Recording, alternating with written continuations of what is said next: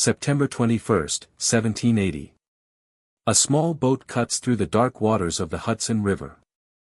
Inside sits a man wearing the uniform of an American general. But tonight, he's not serving America. He's about to sell it. This is Benedict Arnold.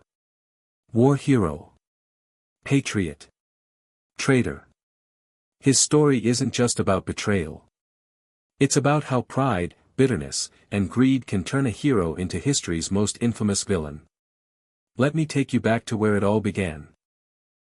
Before Arnold became a traitor, he was the Revolution's greatest warrior.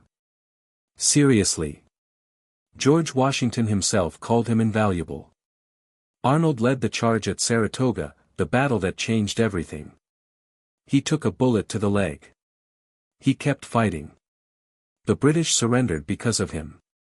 America loved Benedict Arnold. But Arnold? He felt forgotten. While politicians took credit, Arnold recovered from his wounds. His leg never healed properly. He walked with a cane. Every step reminded him of what he'd sacrificed. And what did he get in return? Congress questioned his expenses. They accused him of corruption. Junior officers got promoted over him. The bitterness grew like poison. In 1778, Washington appointed Arnold as military commander of Philadelphia. Finally, some recognition. But Philadelphia changed him. He met Peggy Shippen. Beautiful. Young. From a wealthy loyalist family. Arnold fell hard. Peggy lived a life Arnold could only dream of. Fancy parties. Expensive clothes. Social status. Arnold wanted to give her everything. But a soldier's salary? It wasn't enough. So he started cutting corners. Using his position for profit. Living beyond his means. The debts piled up. Congress investigated. Arnold's reputation crumbled. He felt humiliated. Unappreciated. Broke. That's when the idea took root. What if he could make real money? What if he could show them all? May 1779. Arnold sent his first letter to the British. Through Peggy's old connections. Her friend John Andre worked for British intelligence. The perfect middleman. Arnold didn't rush in. He was careful. He offered information. Small things at first. Testing the waters. The British were interested. Very interested. They called him Gustavus in their secret letters. Arnold called Andre John Anderson. They used invisible ink. Coded messages. Book ciphers. For over a year, Arnold fed intelligence to the enemy. And he got paid for it. But Arnold wanted more than money. He wanted revenge. He wanted to prove he was the smartest man in the room. He wanted to hand them something big. August 1780. Arnold convinced Washington to give him command of West Point.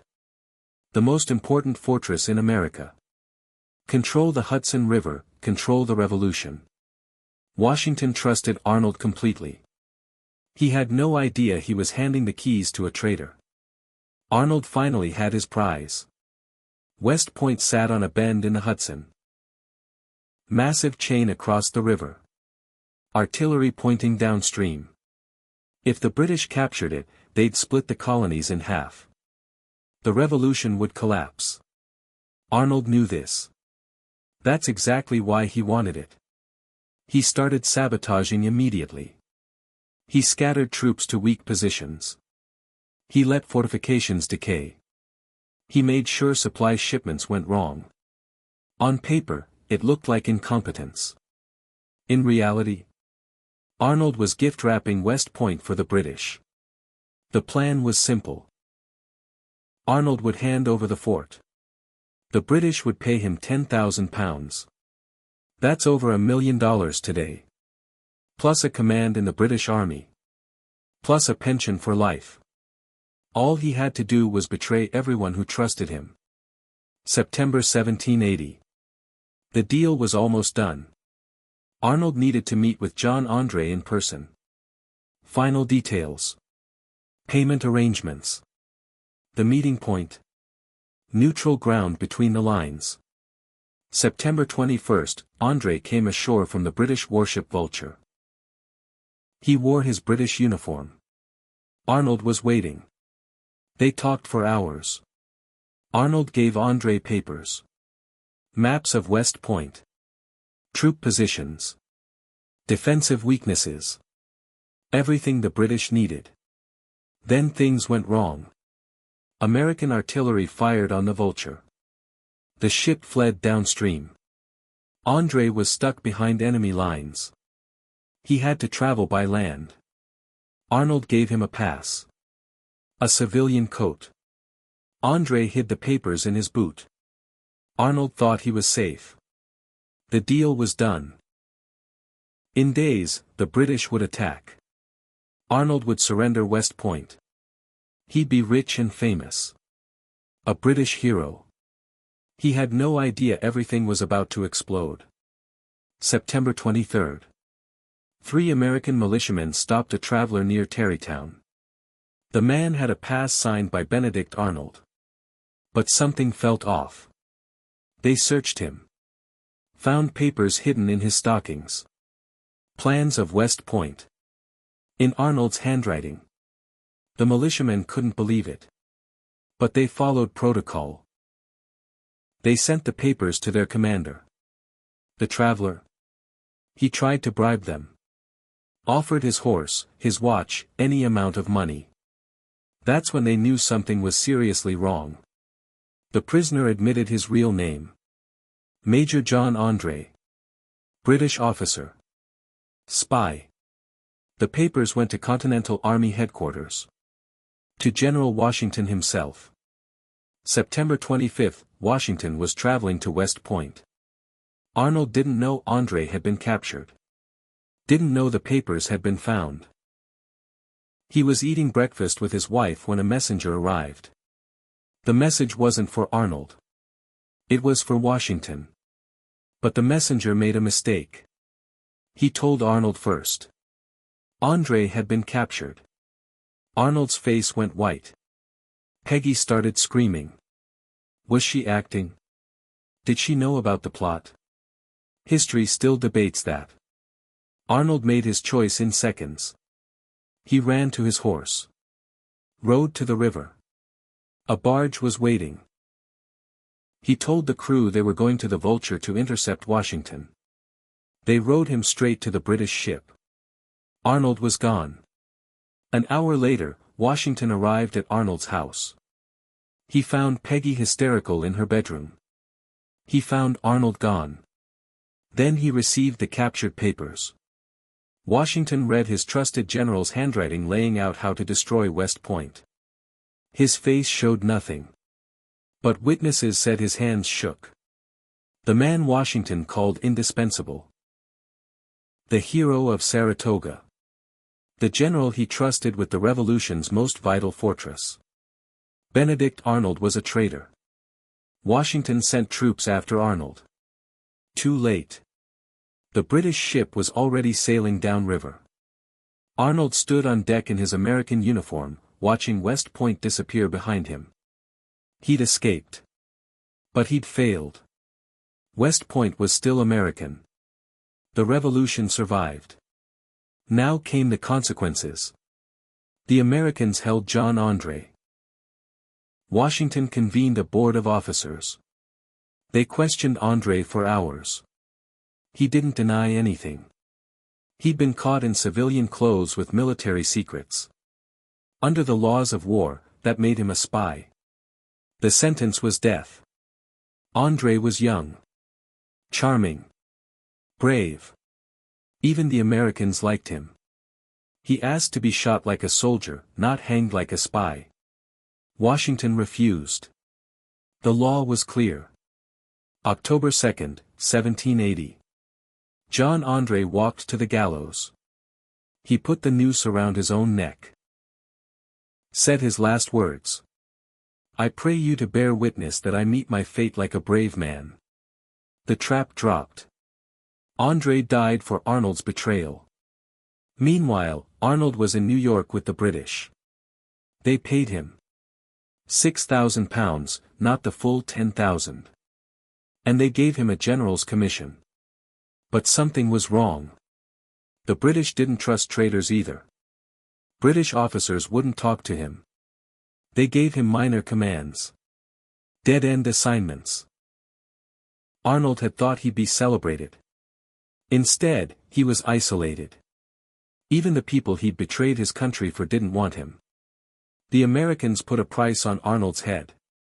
Washington authorized a special operation to capture or kill him. Arnold lived in constant fear. Guards everywhere. Never sleeping soundly. He'd gained money. Lost everything else.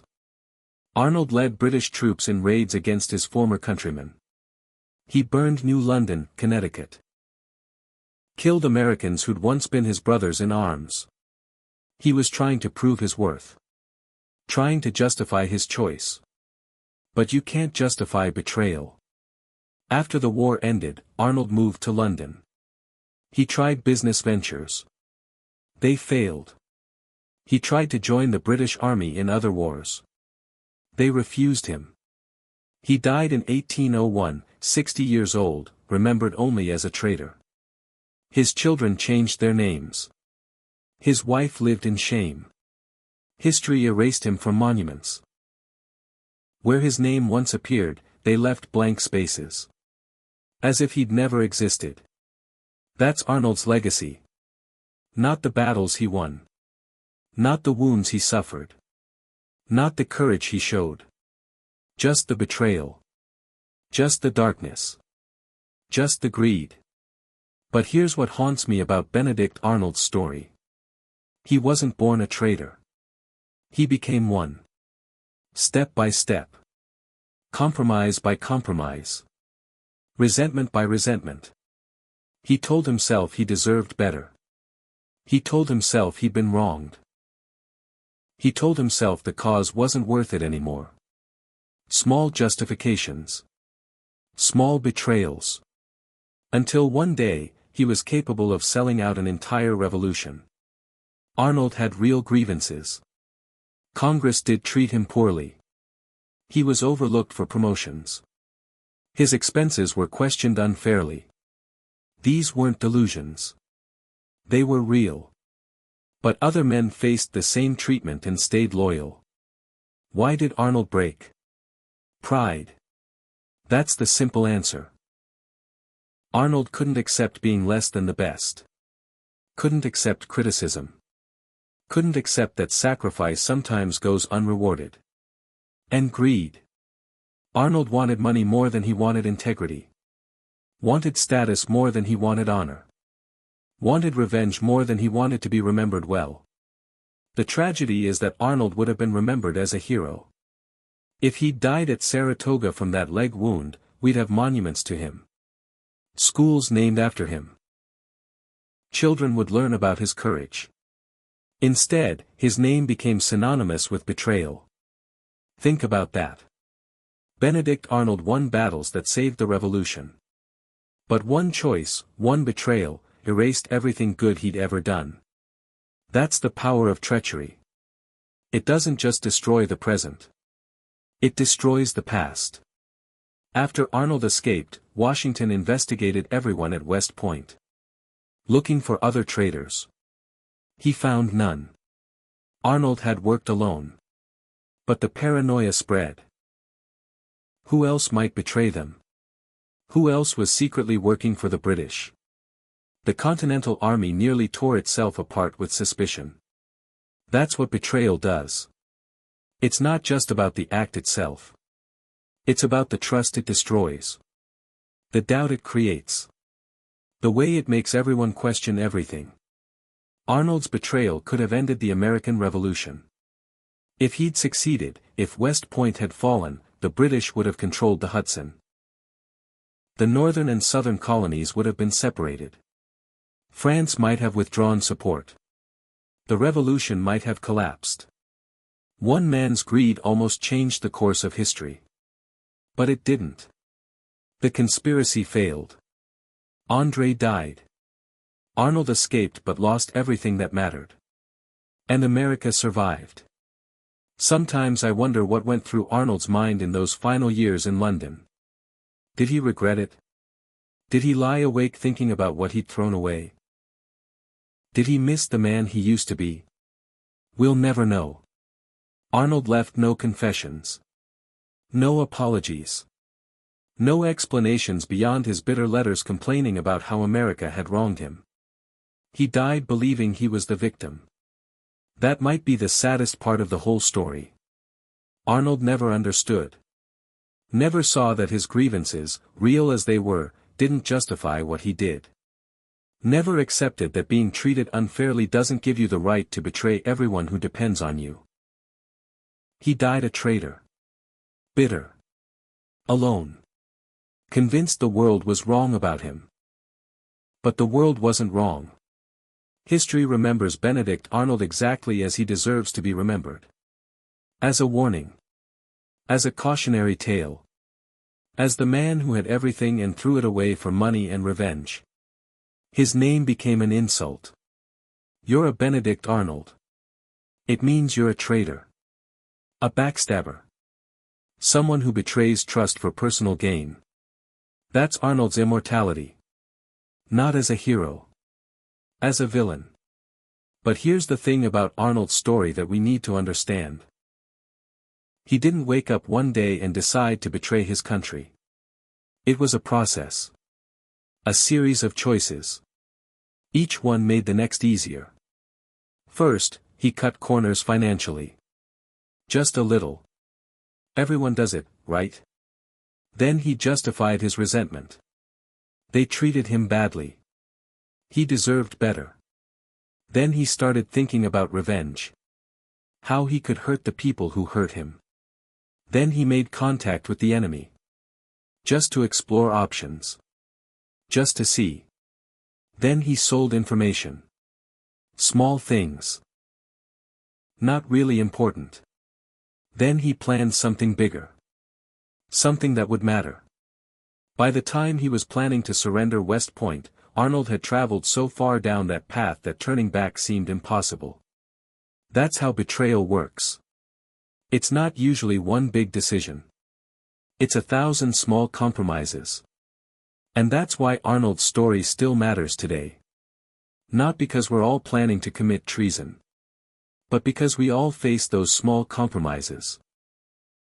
Those moments where we can justify doing something wrong because we feel wronged.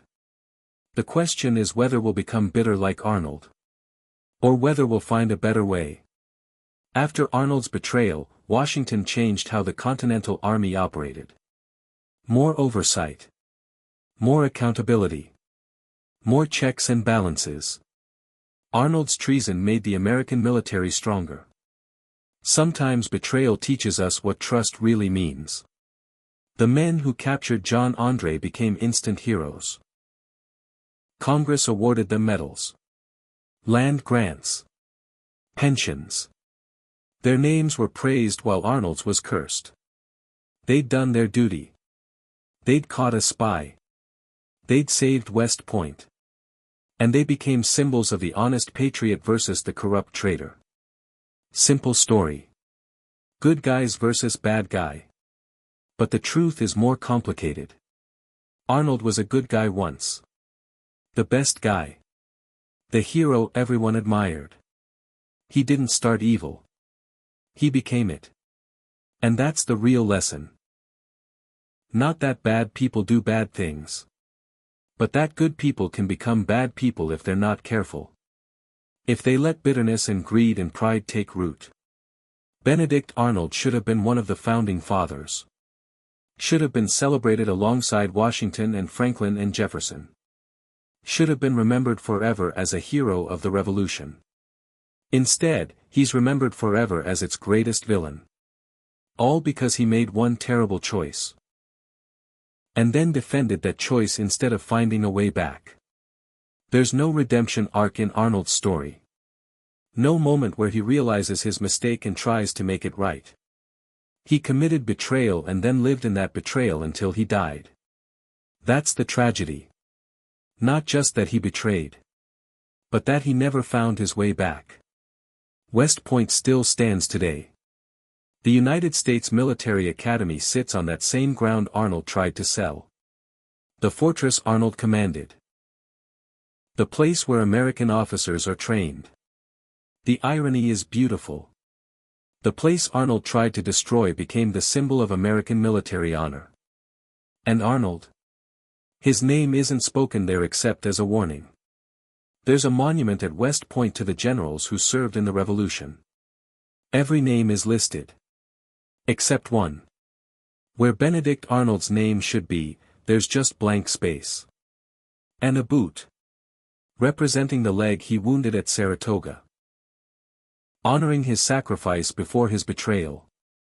It says, the most brilliant soldier of the Continental Army who was desperately wounded on this spot, winning for his countrymen the decisive battle of the American Revolution and for himself the rank of Major General.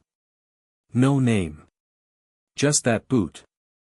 Acknowledging what he did right. Refusing to honor the man who betrayed it all. That's Benedict Arnold's legacy. A blank space where a hero's name should be. I think about that monument a lot. About how it represents something important. Arnold's courage was real. His sacrifices were real. His contributions were real. But betrayal erased all of it. That's the power of loyalty and trust. When you break them, you don't just lose your future. You lose your past. Every good thing Arnold had done.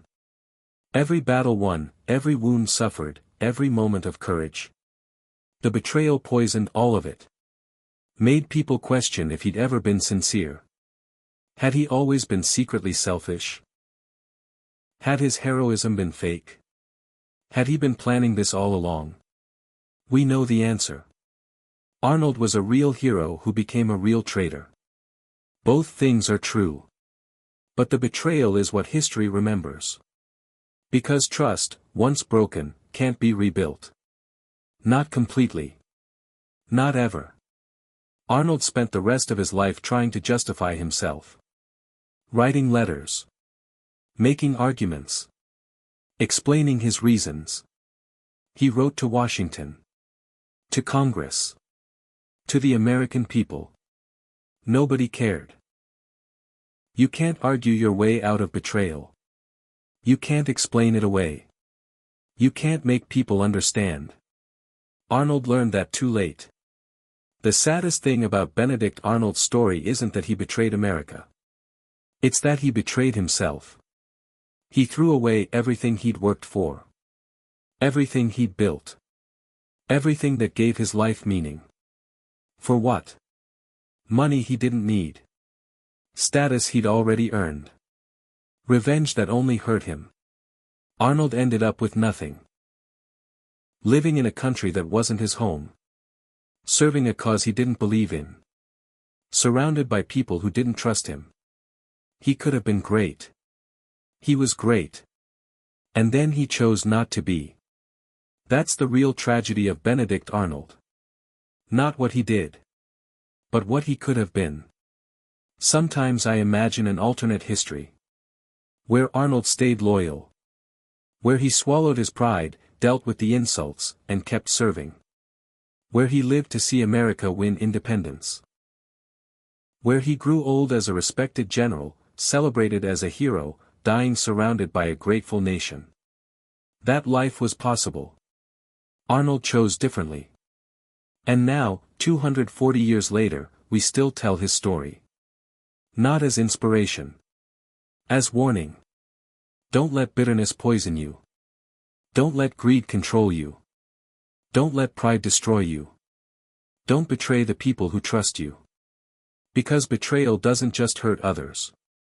It destroys you. Benedict Arnold proved that. He started as a hero. Ended as a villain. Died as a cautionary tale. And his name? Forever synonymous with betrayal. That's the price of treason. Not just consequences in life. But condemnation in history. Arnold wanted to be remembered. He got his wish. Just not the way he planned. We remember Benedict Arnold. We'll always remember him. As the man who almost destroyed America.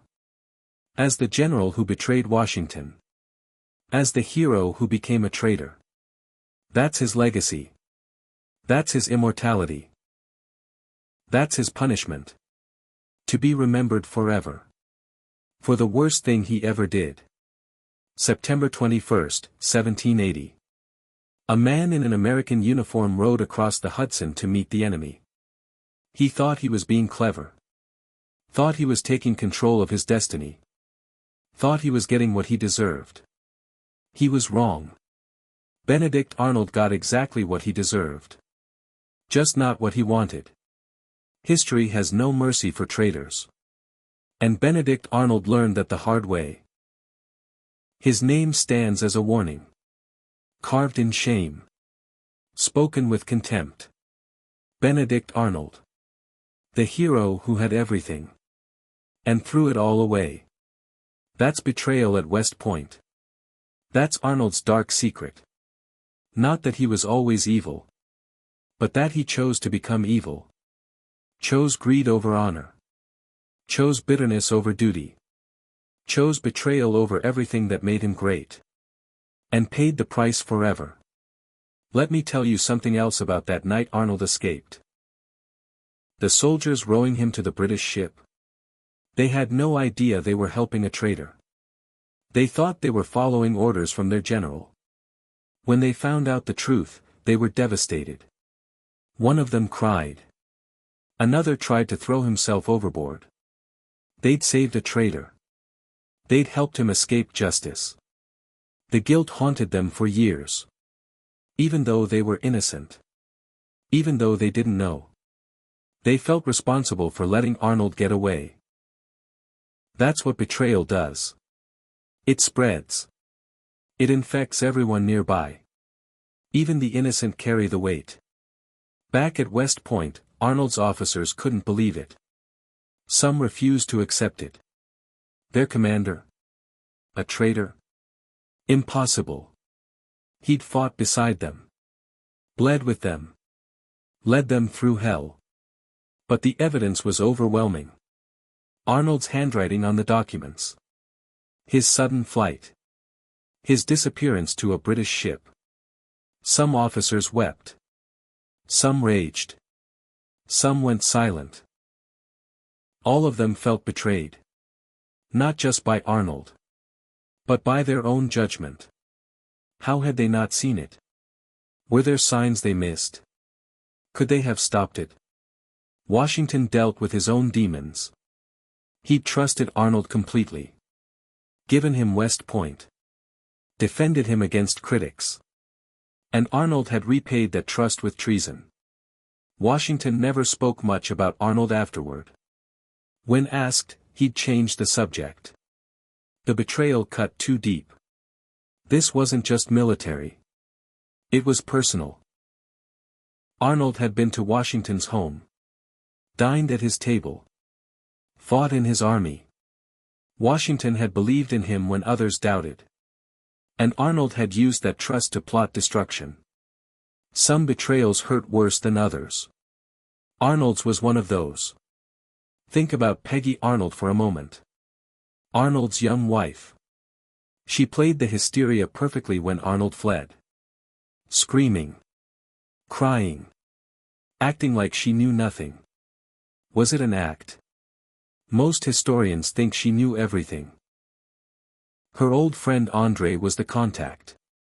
The letters went through her connections. She understood the codes. But she played innocent brilliantly. Washington believed her. He let her go to Philadelphia. Even gave her protection. Peggy Arnold walked away free while Andre hanged and Arnold fled. Smart woman. Cold-blooded survivor. Or innocent wife caught in her husband's madness. We'll never know for sure. But here's what we do know. After the war, in London, Peggy Arnold lived comfortably on the money from the betrayal. She raised their children. She moved in society. She never expressed regret. If she knew, she lived with it easily. If she didn't know, she benefited anyway. The children paid the price though.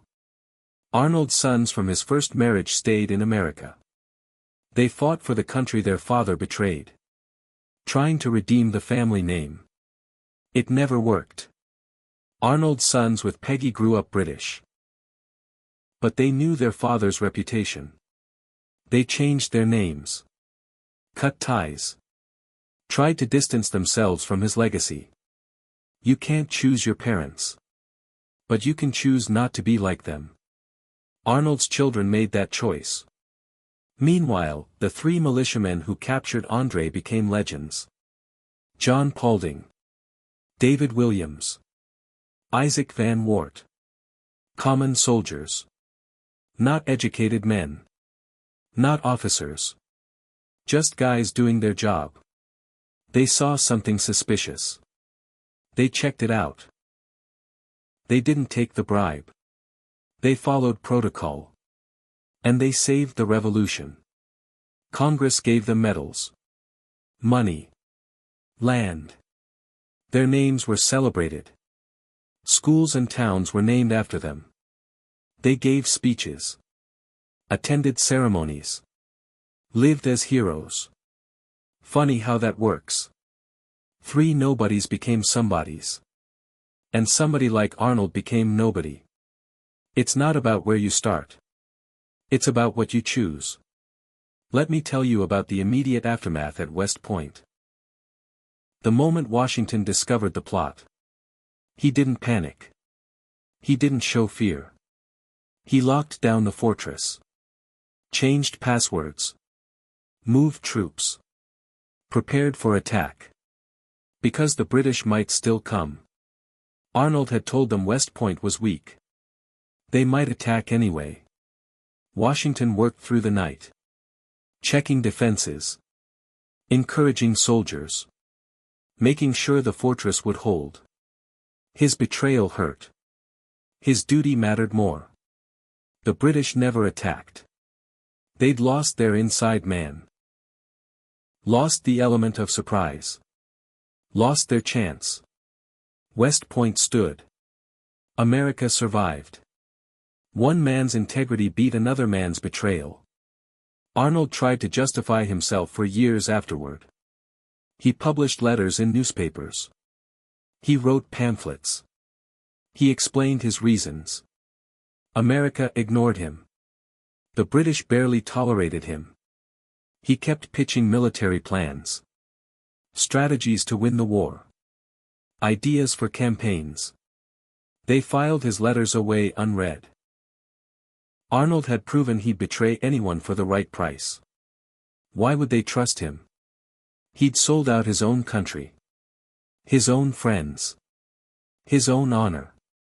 What would stop him from selling out Britain if someone offered more? Traitors are useful once. Then they're dangerous forever.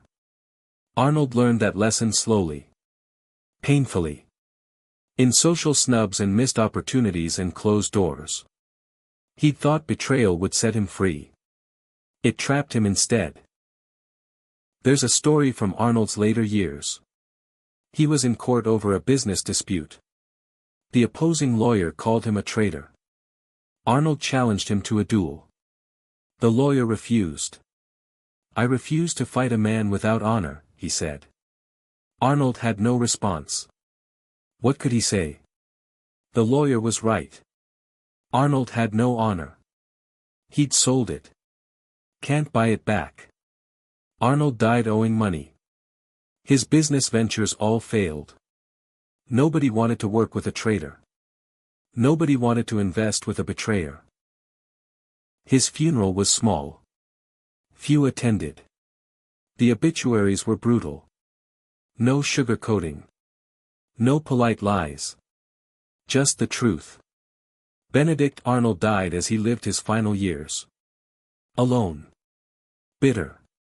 Unrepentant. But let's go back to something important. The moment of decision. September 25th. The messenger arrives. Arnold learns André is captured. He could have stayed. Faced the consequences. Thrown himself on Washington's mercy. Admitted everything. Taken his punishment. Would they have executed him? Probably. Would it have been better than fleeing? Maybe. At least he would have faced justice as a man. Not fled like a coward. But Arnold chose to run. Chose survival over integrity. Chose to live as a traitor rather than die as a man who made a terrible mistake and owned it. That choice matters. Because redemption requires facing consequences. Not running from them. Arnold never got redemption. Because he never sought it. He fled justice. Justified his actions. Blamed everyone but himself. You can't redeem yourself while running away. Think about the alternate version of this story. Arnold confesses.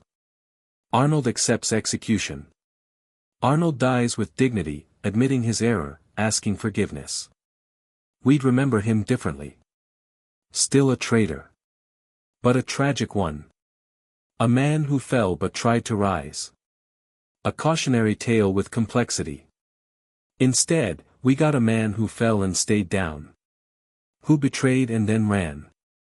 Who never even tried to be better. That's why history judges him so harshly. The soldiers at West Point after Arnold's betrayal. They had a tradition. When they toasted at meals, they'd name the heroes of the Revolution. Washington. Lafayette. Greene. Then someone would say, and the boot that was wounded at Saratoga. They'd honor Arnold's sacrifice. Not Arnold. Just the wounded leg. The courage before betrayal. It's a devastating distinction. You were good once. We remember that. But we can't say your name. That tradition continued for decades. Honoring what Arnold was. Refusing to honor what he became. Arnold heard about it eventually. Someone told him. His reaction? He was furious. He wrote angry letters. How dare they mock him? He still didn't understand. They weren't mocking him. They were mourning him. Mourning the hero he used to be. The man he could have stayed. Arnold couldn't see that. He saw only insult. Not tragedy. That's probably the saddest part. Arnold spent his whole life after betrayal being angry at everyone else. Never turning that anger on himself. Never asking if he was wrong. Pride. It poisoned him beginning to end. Let's talk about John Andre one more time. Because his death matters to this story. He was young. 29 years old. Talented. Charming. Everyone who met him liked him. He didn't have to be a spy. He chose it. For his country. For his duty. For honor. When he was captured, he admitted everything. No lies. No excuses. Just the truth. When he was sentenced to death, he accepted it. He didn't beg. He didn't cry. He faced it with courage. His last letters were graceful. He forgave his captors. He asked his mother to be proud of him. He died as a man of honor. Arnold never wrote such letters. Never showed such grace. Never faced consequences with courage. Both men were on the same side of the conspiracy. But only one died with honor. The British mourned Andre.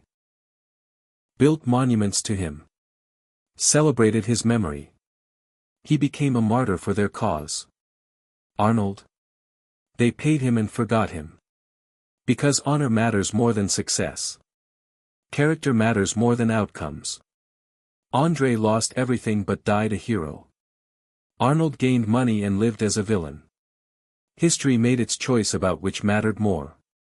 After the war, American veterans would sometimes meet British veterans. In taverns. At ports. Where former enemies crossed paths. They'd share stories. Compare experiences. Find common ground in shared suffering. But if Benedict Arnold's name came up, Americans would go silent. Or leave. Or challenge whoever mentioned him. And British veterans? They'd get uncomfortable too. Nobody wanted to claim Arnold. Nobody wanted to defend him. Even his allies couldn't stand him.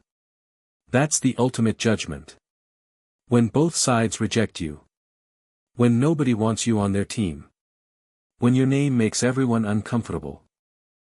Arnold achieved something remarkable. He united Americans and British. They all agreed he was contemptible. There are letters from British officers complaining about Arnold. Calling him greedy. Arrogant. Untrustworthy. Saying they wish he'd stayed American. Think about that.